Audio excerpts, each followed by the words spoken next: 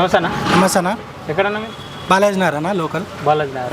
ఓకేనా. ఎట్లా ఇక్కడ మీ ఎమ్మెల్యే ఎవరు? ఎమ్మెల్యే వచ్చి ఇప్పుడు మల్లారెడ్డి ఉన్నానా, మల్లారెడ్డి. TRS party. ఎట్లుందన్న ఆయన పరిపాలన ఎట్లుంది?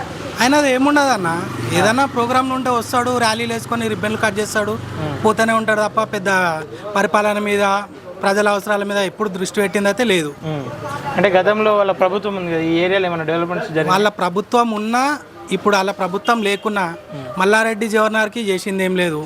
రోడ్లు, వాటర్ కనెక్షన్లు అంటావా కామన్గా వచ్చేవి ఎవరున్నా, ఆయన స్పెషల్గా చేసింది ఏం లేదు. డంపింగ్ యార్డ్కి ఎంతో చేస్తా అన్నాడు, నా గుండెకాయ జవహర్నగర్ అన్నాడు. ఆయన పట్టించుకున్నది ఏ రోజైతే లేదు, ఏ రోజు ఆయన పట్టించుకున్న పాపన ఓలేడు.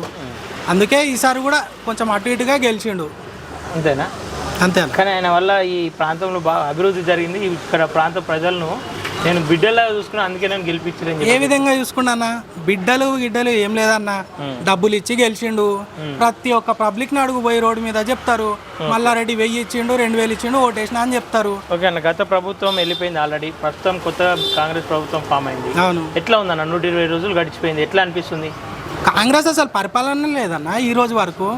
ఏమంటే ఆ ఫామ్లు తీసుకురు 6 గ్యారంటీలు అని చెప్పి, అందులో ఒకటి నాకు తెలిసి ఆ బస్సు ఏదో చేసిరు, గ్యాస్ ఒకటి అవుతుందో లేదో అంత ఖచ్చితంగా కూడా లేదు. మిగతా అయితే అసలు పరిపాలనే లేదు. మాకు ఇప్పుడు కాంగ్రెస్ పాలన వచ్చినప్పటి నుండి అసలు జవహర్నగర్లో మేము ఇక్కడ బాలానగర్ జవహర్నగర్లో చెప్పాలంటే స్తంభించిపోయింది. ఏం పనులు జరుగుతలేవు అసలు. ఒక రోడ్డు వేస్తలేరు, ఒక కరెంటు పోల్ వేస్తలేరు, అంతకుమించి ఏం లేదు ఇక్కడ. ఏం లేదా?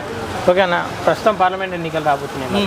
ఈ పార్లమెంట్ ఎన్నికలు ఎట్లా ఉండబోతుంది? లోకల్లో చూసుకుంటే, స్టేట్లో చూసుకుంటే ఆల్రెడీ కాంగ్రెస్ ఉంది, సెంట్రల్లో చూసుకుంటే బీజేపీ ఉంది. ఈ రెండు పార్టీల మధ్యలో ఇప్పుడు బలమైన పోటీ నడుస్తుంది. ఏ అభ్యర్థి గెలిచేటట్టుంది? ఇటు బీజేపీ, బీఆర్ఎస్, కాంగ్రెస్? పార్లమెంట్ పరంగా మల్కాజ్గిరి ముఖ్యంగా చూసుకుంటే నాకు తెలిసినంత మటుకు ఖచ్చితంగా ఈటల రాజేందర్ గెలుస్తాడు, బీజేపీ పార్టీ గెలుస్తుంది. ఎందుకంటే సెంట్రల్లో బీజేపీ ఉంది కాబట్టి ఈ పార్లమెంటు సీటు కూడా బీజేపీ వాళ్ళకి ఓటేస్తేనే అభివృద్ధి జరుగుతుందని నేను నమ్ముతున్నా. ప్రజలకు కూడా చాలామందికి అదే అభిప్రాయం ఉంది. సరే లోకల్ ఎవరన్నారా అని, సెంట్రల్లో మోడీ ఉంటేనే దేశం బాగుంటుంది, మనకు మోడీకి ప్రభుత్వం అప్పచెప్పాలంటే అన్ని సీట్లు, ముఖ్యంగా భారతదేశంలో ఇది పెద్ద సీటు కాబట్టి ఇది కూడా మోడీ గారికి ఇస్తే ఇంకా బాగా అభివృద్ధి జరుగుతుందని మా నమ్మకం అన్న. అంటే ఏ రకమైన అభివృద్ధి జరుగుతుంది బీజేపీ వల్ల? బీజేపీ వల్ల అభివృద్ధి అంటే ప్రతి ఒక్కటి అన్న. ఇప్పుడు సెంట్రల్ స్కీమ్లు దాదాపు నాకు తెలిసి 110 స్కీమ్లు ఉన్నాయి, అవి మన రాష్ట్రానికి రానివ్వరు. సీట్లు పెరిగినాయి అనుకో, ఆ మెజారిటీ పరంగా కొంచెం వస్తుంది, అభివృద్ధి చెందుతుందని నేను నమ్ముతా.